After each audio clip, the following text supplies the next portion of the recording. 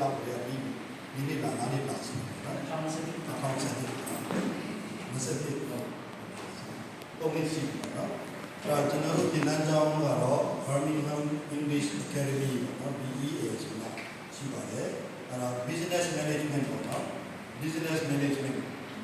ဒီလမ်းရှိတယ်ဒီလိုပါအဲ့ဒါပြီး English ဒီလမ်းရှိတယ် Level 1 to 5ပေါ့နော် IELTS တော့ရှိတယ်ပြီးရင် Computer ရှိ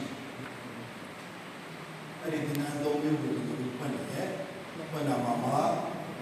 Monday to Friday တတ်ရှိတယ်အဲ့ဒီပေးရစနေနေ့ဒီနေ့တတ်ရှိပေးရအပွဲတတ် Monday to Friday ပွဲတတ်အဲ့ဒီဒီလိုကပေးရမှာအားရင်ပေးရမှာတက်လို့ရတယ်ကြားရမှာအားရင်ကြားရမှာတက်လို့ရတယ်အဲ့ဒါပြီးကျွန်တော်ကို Facebook မှာ follow လုပ်ကြည့်ရင်တော့ဆရာကျေကူမနော်ဆရာကျေပရုစတော့ပါပဲနဲ့ဆရာကျေကူမဆိုတာ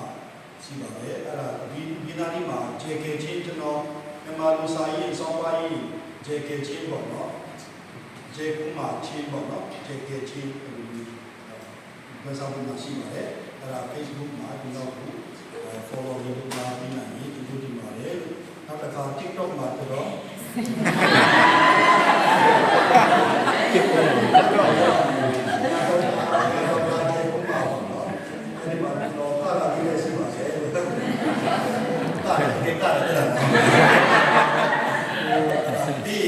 လူငယ်တွေကိုဒီအလုပ်ပေါ်တီဗီပြောပြတဲ့စကားအတူပေါ်ပေါ့နော်မိကိုအတူပေါ်လေးတွေလည်းရှိပါတယ်လို့အဲ့ဒီခုခုကျွန်တော်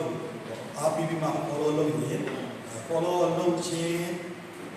ထိုက်တာပေါ့နော်အကျိုးရှိတယ်လို့တော့ဒီကြည့်ပါတယ်လို့အဲ့မှာလည်းကျွန်တော်တွေ့ဆုံကြဖို့ကျွန်တော်ပြောနေပါတယ် Thank you